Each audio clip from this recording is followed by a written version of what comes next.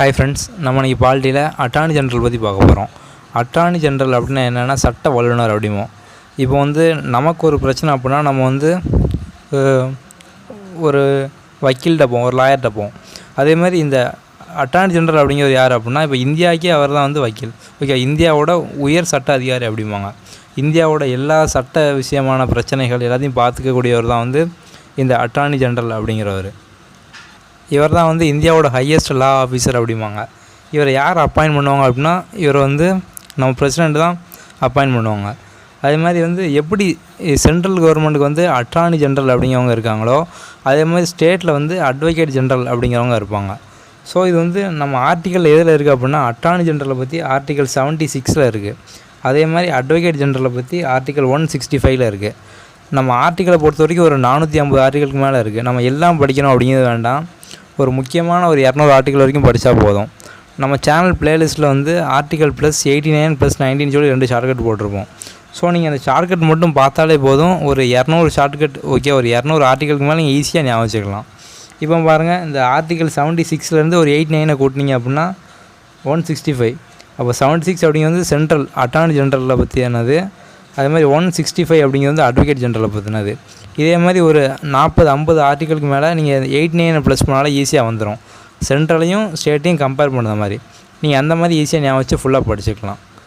Okay, இந்த attorney general அப்படிங்கிறவங்க கூட யாரெல்லாம் இருப்பாங்கன்னு பார்த்தீங்க அப்படின்னா, 2 சொலிசிட்டர் ஜெனரல் அப்படிம்பாங்க.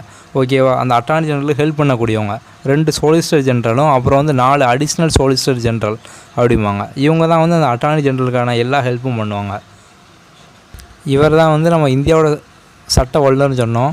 ஸோ இந்தியா சம்மந்தமான மத்திய மற்றும் இந்தியா அப்புறம் இந்தியா சம்மந்தமான எல்லா கேஸ்லேயும் ஆஜராகிறது இவராக தான் இருப்பார் கண்டிப்பாக.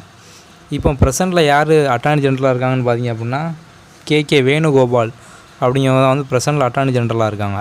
இதுக்கு முன்னால் முகில் ரோத்கி அப்படிங்கிறவங்க இருந்தாங்க. அவங்க 14th அட்டார்னி ஜெனரல் இதுக்கு முன்னால் இருந்தவங்க. அதே மாதிரி இந்த அட்டார்னி ஜெனரலுக்கு ஒரு பெர்மனண்ட்டாக ஃபிக்ஸடான சேலரி அப்படிங்கிறது கிடையாது. அதனால் அவர் என்ன பண்ணலாம் அப்படின்னா, அவரோட சொந்த கேஸ் ஓகேவா, அவர் தனிப்பட்ட ஏதாவது கேஸில் ஆஜராகணும், வாதாடணும் அப்படின்னா அவர் அதை பண்ணிக்கலாம். ஏன்னா அவருக்கு ஒரு ஃபிக்ஸடான சேலரியோ பெர்மனண்ட் சேலரியோ கிடையாது. அதுக்கப்புறம் பார்த்திங்க அப்படின்னா, இந்த அட்டார்னி ஜெனரல் அப்படிங்கிறவங்க கேபினெட் மிஷனில் ஒருத்தங்களாக இருக்க மாட்டாங்க. இப்போ நம்ம இங்கிலாண்டெலாம் பார்த்துக்கிட்டிங்க அப்படின்னா, அட்டார்னி ஜெனரல் அந்த கேபினெட்டில் ஒருத்தங்களாக இருப்பாங்க. ஓகேவா, அந்த கேபினெட் மெம்பரில் ஒருத்தங்களாக இருப்பாங்க. ஆனால் இந்தியாவில் அந்த மாதிரி இருக்க மாட்டாங்க.